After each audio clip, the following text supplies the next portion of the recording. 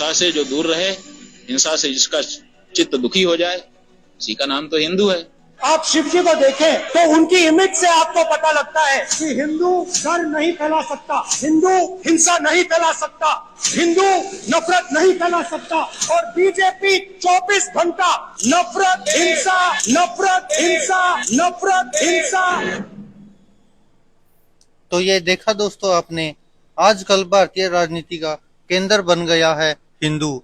जी हाँ दोस्तों, और जिस तरह से लगातार पहले केवल भारतीय जनता पार्टी पर ही ये आरोप लगता था कि भाजपा हिंदू धर्म का सहारा लेकर राजनीति करती है, और जो कहीं ना कहीं बिल्कुल आरोप सही भी था। और अभी जिस तरह से प्रधानमंत्री नरेंद्र मोदी ने जो 2014 का चुनाव जीता, उसके बाद 2019 का चुनाव जीता, और हालांकि 2024 का चुनाव तो चलो ठीक ठाक ही जीत पाए हैं, वो बात नहीं बनी जो शायद 2019 के चुनाव में बनी थी।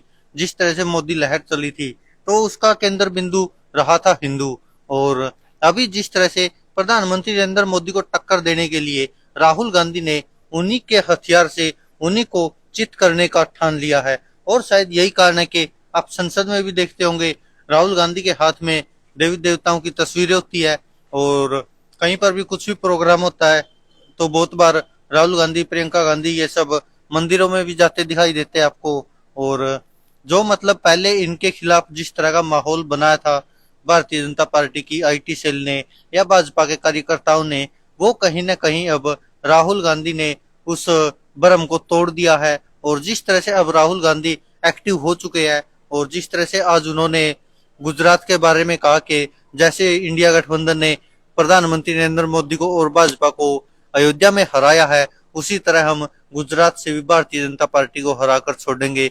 ये राहुल गांधी का ऐलान था, और इसको लेकर ये समझ सकते कि राहुल गांधी सीधा सीधा अपने उन कार्यकर्ताओं को भी जगाना चाहते हैं जो शायद उम्मीद छोड़ चुके हैं, जो शायद हौसला जिनका टूट चुका है।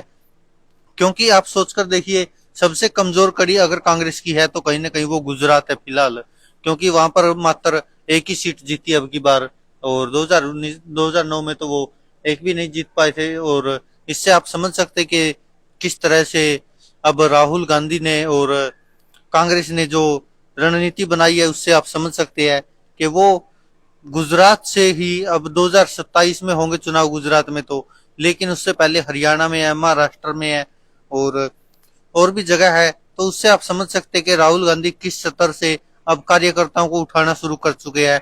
और जो प्रधानमंत्री नरेंद्र मोदी का सबसे बड़ा हथियार था हिंदू धर्म, अब राहुल गांधी ने उसी का सहारा लेकर प्रधानमंत्री नरेंद्र मोदी को चित करने की ठान ली है, और कहीं ना कहीं कामयाबी होते दिखाई दे रहे हैं।